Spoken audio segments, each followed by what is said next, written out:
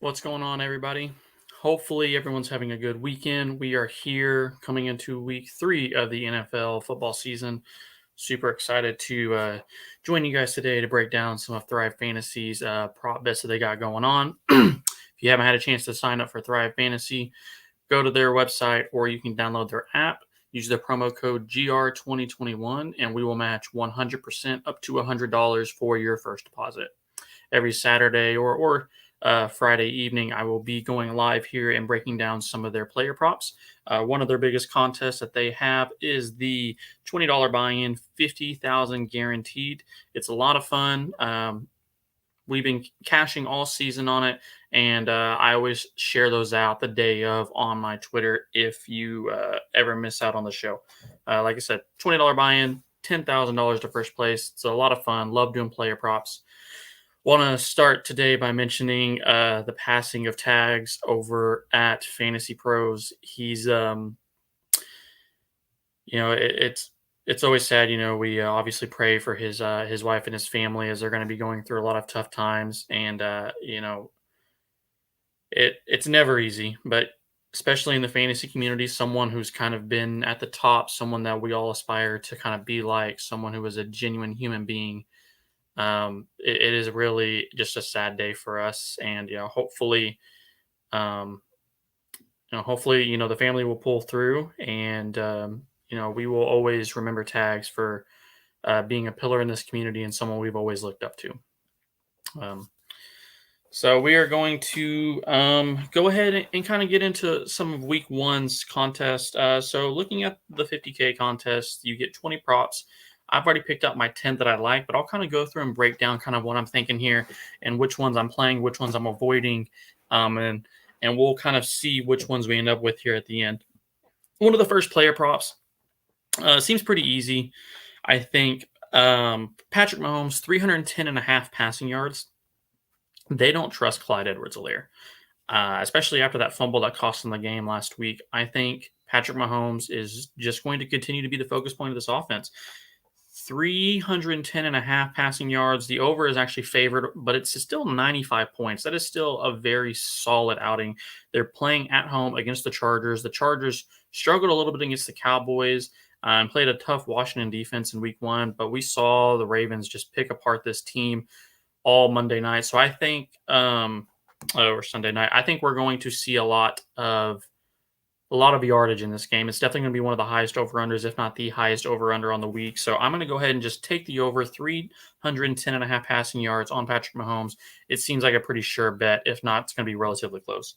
The second one I'm also taking in this game, it's going to be Austin Eckler.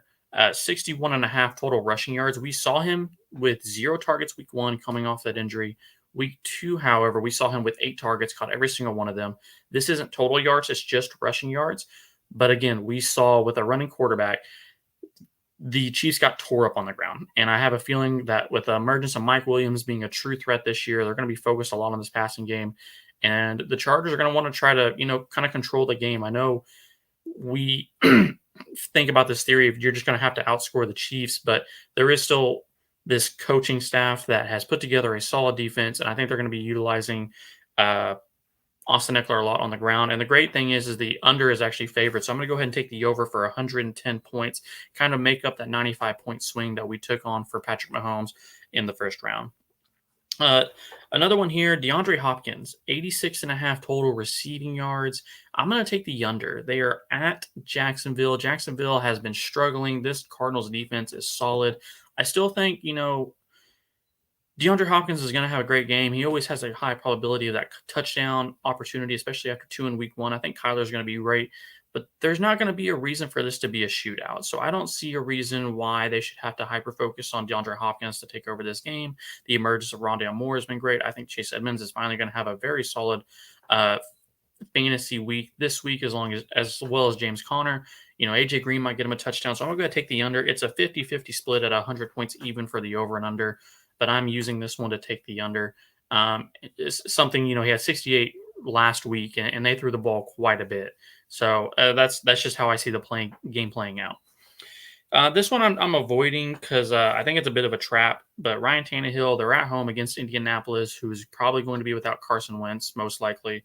23 and a half total completions. I just don't. After Derrick Henry's kind of breakout last week, I think they're just going to be, riding the Derrick Henry train as long as they can. And 23 and a half completions, the over is actually favored. I would personally probably take the under because, he can throw the ball 30 times and have 21 completions. And that's something I can very well see. I don't think they're going to have to be in the shootout. Tennessee's defense isn't what it was a couple of years ago, but it's still, solid enough. I think they're going to be controlling this game with Derrick Henry. I'm avoiding this prop, but if I was taking it, I would take the under. The next one here, Julio Jones out of the same game, 6.5 total receptions. My buddy over here at Gridiron Ratings, Jeff, he was like, I'm taking the over. Ferks are out. AJ Brown a little banged up, 6.5 receptions, 105 points for the over. I'm taking the under personally, but I can definitely see it both ways. For me, it's more of the same. It's Derrick Henry show. Julio Jones can be the wide receiver one, but I think they're going to be a lot more of controlling the clock. I don't think Indianapolis is going to be able to keep up with this team. If you look what he's had 3 receptions and 6 receptions last week. Again, when they had to put up a ton of points last week, he still only ended up with 6. And I think A.J. Brown is going to be perfectly healthy to play this game. So I'm taking the under for 95 points. Jared Goff, 1.5 total touchdown passes. I would actually consider the over here. I think the Lions are probably I have to check the standings, but there's a difference between Jacksonville's 0-2 and the Lions 0-2.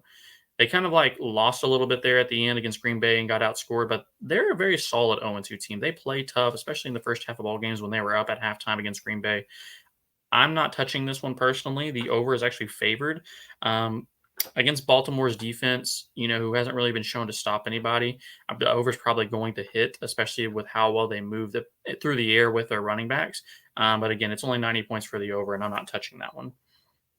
This one I'm easily going to take Baker Mayfield, half an interception. Baker Mayfield for me, he's got an interception each of the last 2 games, but it was against, Kansas City where they're having to put up a ton of points, and then Houston where it was just a bad throw. But they're playing Chicago, who has a solid defense, but they're going to be, with Justin Fields. Justin Fields might make some mistakes. For me, I'm taking the under. It's 125 points. It's a massive swing. Might be low play because Chicago still has this, this style of play that's like, hey, we're still very good. We're going to get after the quarterback. But I'm going to take my chance here. This is my one chance play for a massive swing to get me over those 1,000 total points to try to win some money. Saquon Barkley, half a rushing touchdown against Atlanta. The over is actually favored 85 points. I'm not touching this as well. I think, Saquon may still disappoint this week for fantasy, but I think he can get a touchdown. And I think the Giants are going to want to utilize him in the red zone. They really need to, get him going if they want to start winning some ball games. And Devontae Booker, I think, had one last week, in the red zone. They were on the 5-yard line, and he's kind of stole one in there. Calvin Ridley, half a receiving touchdown. I'm going to take the over. It is actually, the under is actually favored 85 points. It's 115 for the over. I'm going to take this. He had a receiving touchdown against Tampa Bay. Didn't get anything against Philadelphia, but he's getting the targets, getting the receptions. Again, this Giants secondary, I'm not scared of it.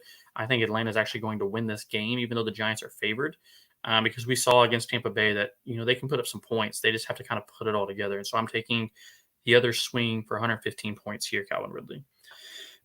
Lamar Jackson, 286.5 total yards, rushing and passing. Taking the over on that for 95 points. He's just been dominant on the ground. Again, I think Detroit is one of the better 0-2 teams in the league, and I think they can actually put up some points. I wouldn't be surprised because the Ravens haven't been able to stop anybody, especially with all the injuries they've had. So I'm going to take the over here for 95 points. The next one I'm not touching. It's Antonio Gibson against Buffalo. Buffalo's defense has been pretty solid. They shut down the Steelers for the most part in that game. And, this offense has been struggling for Buffalo. And so Washington may not feel the need to kind of put up a ton of points. And obviously they have not been utilizing Antonio Gibson in the passing game the way we would like with J.D. McKissick there. And so it's a 150-50 split. I think if I had to pick, I would take the under at 92.5 total yards. But again, I'm not going to, that's way too chancy for me, less predictable. I'm not going to touch that one. Stefan Gibbs. Been watching a lot of NCIS. Stefan Diggs, 91.5 total receiving yards. I'm going to take the over on this. Diggs has been solid. He's had 60 plus total yards the last 2 games. I'm waiting for this bounce back, and I think it's going to be against this Washington secondary. And it's 110 points for a player that I think is one of the best receivers in the NFL. 64 and a half receiving yards, 60 receiving yards last week. He had 9 receptions against Pittsburgh. You can easily take one of those to the house. I'm taking that for the big points at 110 there. Juju, 6.5 total receptions. The over is not favored. The under is favored for 80 points. The over is 120. I'm not touching this. Big Ben is hurt. I'm actually taking the Bengals for the upset here because of, TJ Watt being out and Big Ben being, hurt from last week. He's going to play, but he's going to be limited. And so I'm not touching this prop personally. Derek Carr, 2.5 total touchdowns and interceptions. The over is heavily favored at 70, so I'm not touching this one because I think he can get that against the Dolphins team that's going to be struggling. Chris Godwin, half a receiving touchdown without Antonio Brown playing. This seems more likely, but again, touchdowns are kind of fluky, so I'm actually going to take the under for 110 points. Those are my big three: the Baker interception, Chris Godwin under, and Stefan Diggs. Those are going to be my big point swings. I'm trying to really maximize and try to get to 1100 as I can. Again, we only need to hit 7. That's kind of the math we've figured out on this. 6 if you've had some big swing plays and you've hit, but 7 plays as props is what you need to hit in order to have the opportunity to at least cash. And then if some of these hit, you'll be able to move up to try to get to that 10 grand. Russell Wilson, 285 and a half total passing yards. The under is favored at 95 points, the over at 105. I'm not touching this. Playing Minnesota, I think Minnesota's had some bad luck, but they can easily come out and, just not put up any points. And Seattle maybe just running the ball out. I'm not going to touch this one personally. Aaron Rodgers, 25 and a half total completions. It's a 50-50 split against the 49ers.